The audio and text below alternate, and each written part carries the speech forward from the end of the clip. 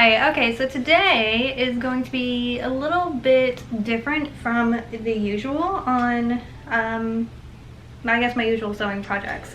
So this project that's going to be in today's video is something I've been working on and off on for I think over a year and a half at this point.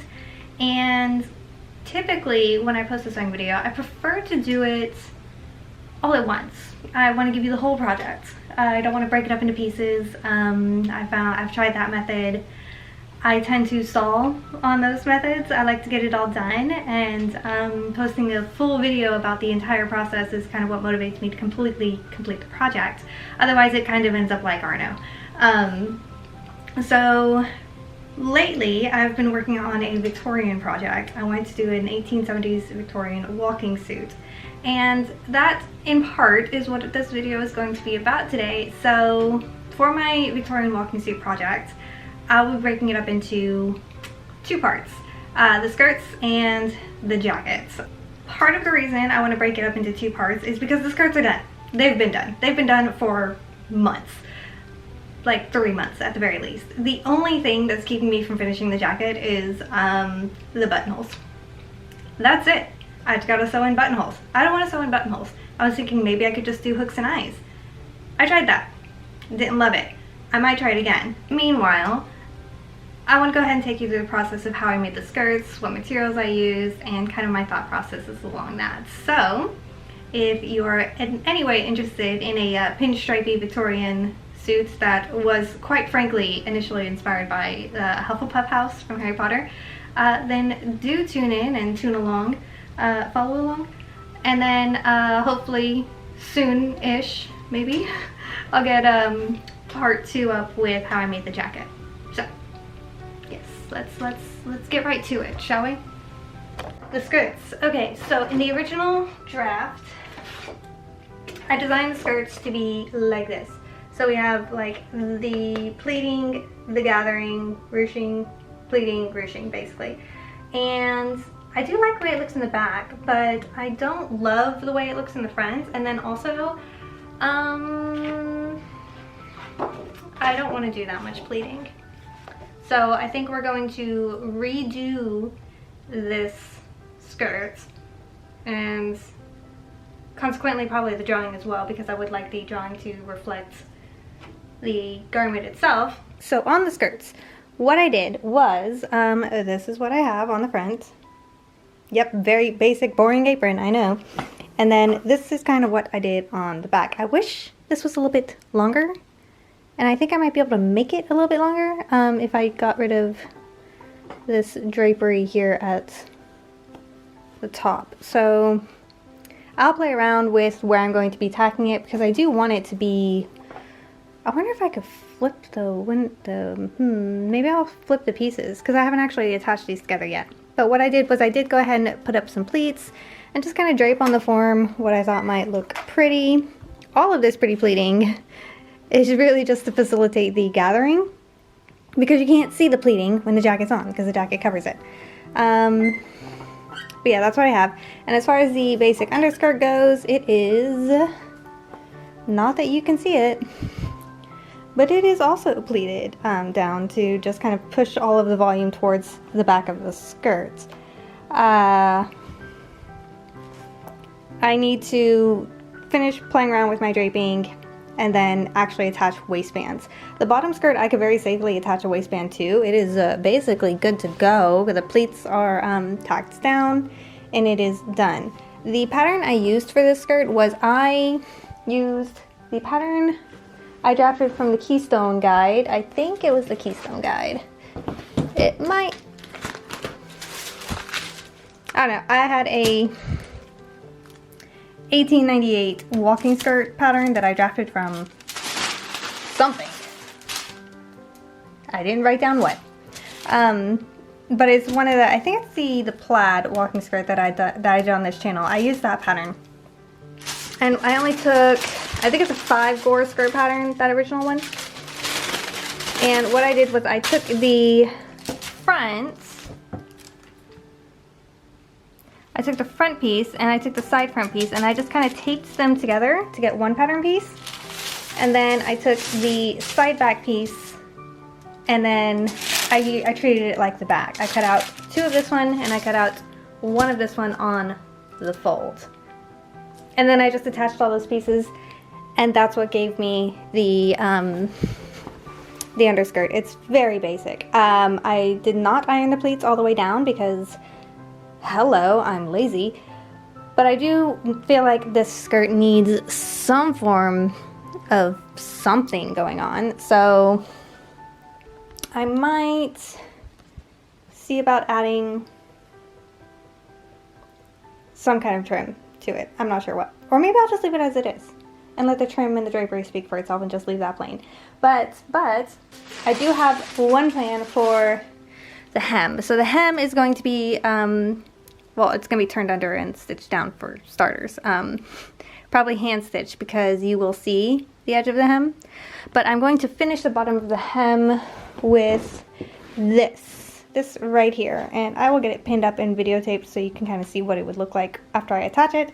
But this will be at the very bottom of the skirt, just like it is on the original illustration of this dress. I have deviated quite significantly from the original of this, but you know, sometimes things just don't turn out the way you think they will. And then for the trimming on the drapery of the skirt, that's what this braid is for. So the braid will go along the edges of the apron on the front and the back, and then below this, I haven't purchased it yet because I am still deciding on which one I want. There will be a black, another black trim to kind of really make this yellow pop. And I picked this yellow because it's a very similar color to the pinstripes, and I thought that was a really good match. So that is the plan. And as far as how did I determine the shapes of the aprons, well, I'll show you. I have this book by Norwell. It's The Cut of Women's Clothes from 1600 to 1930, and I did not want to invest any more money into this than I already have. So I found this diagram. This is a day dress. It's a bustle dress from 1888. I picked it because it had the drapery. There is one from 1883, which is more aligned to the period that I'm going with. And this would have been the pattern piece. It's kind of like little Cinderella loops. But I wanted to cover more of the underskirts, and I did not want to really highlight the underskirt, so that's why I chose the 1888. But there is also this one as well, but this one, like the drapery, is so totally different, and it's a Princess Scenes afternoon dress. So I had options to play with, but I landed on the 1888 one because I liked the shapes better. The back I just totally did on my own with something else, but I basically combined the side front and the front in order to get the shape.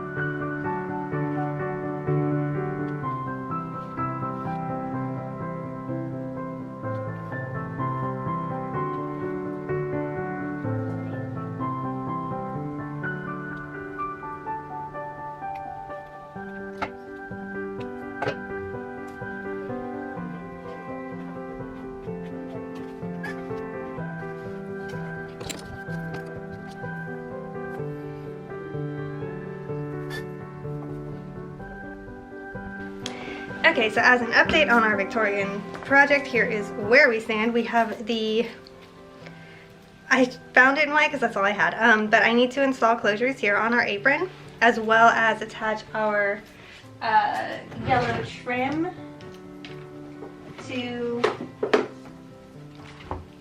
the hem of this. I'm waiting on the fringe trim to arrive in the mail, but once it does, then that will go on the other side, and that's how I'm going to encase that raw edge. I'm just going to cover it in trim. Rather than hemming it and then trimming it, that's just silly and a waste of time. So we're going to do it this way instead.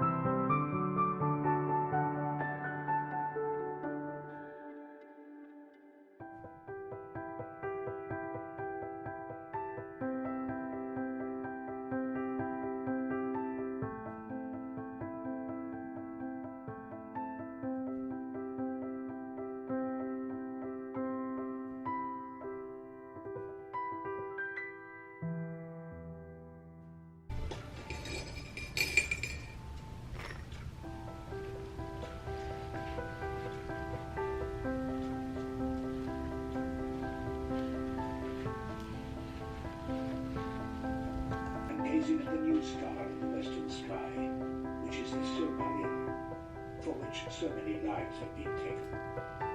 And in the fall of Gondolin, he has stood beside two orcs. And at that point, all of my footage has disappeared. So I did end up settling on this lace trim here. It's really, really pretty. It's just from Joann's. I spent probably way more money on it than I should have, but I really, really like the way it fills the space of like between the black, the yellow, and the black again. Not that you could see the black on these really dark floors, but you get the idea. So basically, after I had attached the gimp trim here on the underside, whoop. Okay, let me try this again so I can explain the construction. This is a really difficult fabric to handle, but basically, so basically I attached the gimp, basically with like really wide long stitches, I attached a gimp trim just kind of overlapping the edge of the apron, and to the underside of the gimp is where I attached the lace fringe. So that's how I went about attaching the apron trim, and this is what we have ended up with. It is really, really quite pretty. I'm very happy with the results of the skirts. Even with all of the issues I had with the linen, I do actually quite like the way the colors play together. So that's where we're at with it, and I guess we can cut to me wearing it so you can see what it looks like on, and an outro.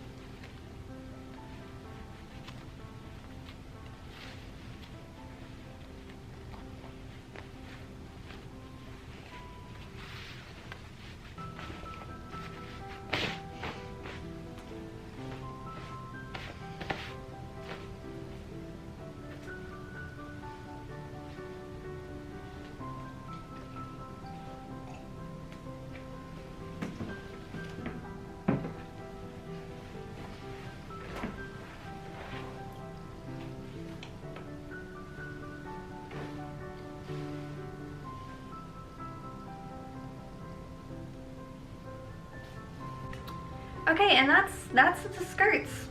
Except for a couple finishing details that I need to ultimately do, such as attaching a waistband to the yellow skirts.